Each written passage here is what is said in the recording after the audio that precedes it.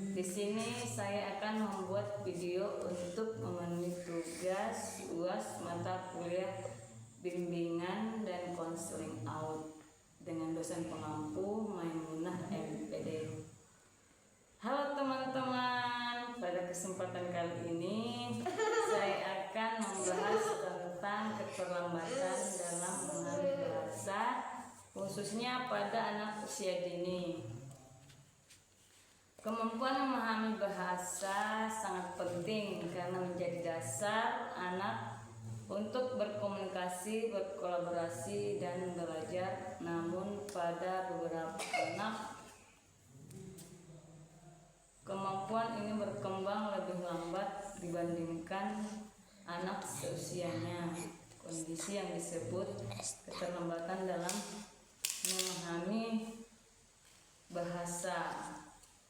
Pendekatan seperti apa yang dilakukan pada anak keterlambatan memahami bahasa, yaitu pendekatan responsif, mengikuti minat anak saat berinteraksi menggunakan bahasa dalam situasi sehari-hari, seperti makan, bermain, mandi. Tidak memaksa anak, tapi memberi banyak kesempatan mendengar bahasa. Halo Sikri. Halo. Nama kamu siapa? Ini nama kamu siapa? Panggil dulu. Mama. Mama. Papa. Papa. Keterlambatan dalam bahasa adalah kondisi ketika anak mengalami kesulitan menangkap, mengerti, dan memproses bahasa yang disampaikan orang lain. Anak mungkin mendengar dengan baik, tapi kesulitan memahami perintah seperti pertanyaan, apa itu kunci? Kunci itu, mana kunci? Ambil kunci. Mana kuncinya? Ambil. Pertanyaan atau cerita keterlambatan ini sering disebut juga sebagai menggunakan bahasa reseptif. Jika tidak ditangani sejak dini, keterlambatan ini dapat mengaruhi pertumbuhan anak secara keseluruhan. Ciri-ciri keterlambatan memahami bahasa. Beberapa ciri yang dapat diamati antara lain: anak sulit mengikuti instruksi sederhana, tidak merespon saat dipanggil namanya. Sikri. Sering terlihat bingung saat diajak berbicara, kesulitan memahami cerita atau pertanyaan. Respon anak tidak sesuai dengan pertanyaan. Ciri-ciri perlu diperhatikan oleh guru dan orang tua sejak dini.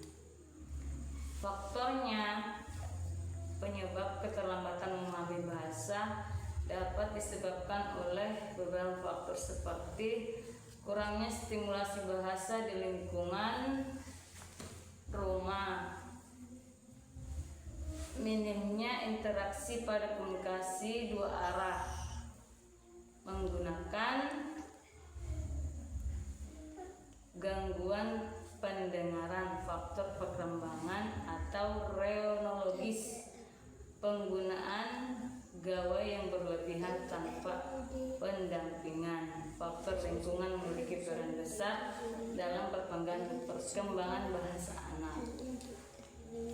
Dampak keterlambatan memahami bahasa. Dampak yang dapat terjadi antara lain kesulitan berkomunikasi, hambatan dalam belajar, masalah sosial, dan emosi. Anak menjadi pasif atau mudah frustasi. Oleh karena itu, deteksi dan penanganan dini sangat penting.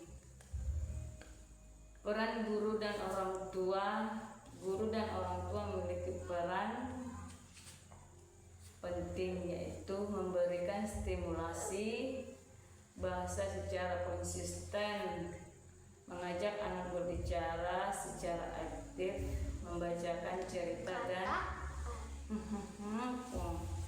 berdiskusi, memberikan instruksi sederhana dan jelas, berkonsultasi dengan ahli jika diperlukan. Kerjasama antara guru dan orang tua sangat membutuhkan keberhasilan perkembangan bahasa anak. Inilah anaknya yang kurang memahami bahasa, tidak bisa diatur, maunya main sendiri. Ya gitulah. Demikian pembahasan mengenai keterlambatan dalam memahami bahasa. Semoga materi ini bermanfaat dan dapat menambah wawasan kita semua. Terima kasih.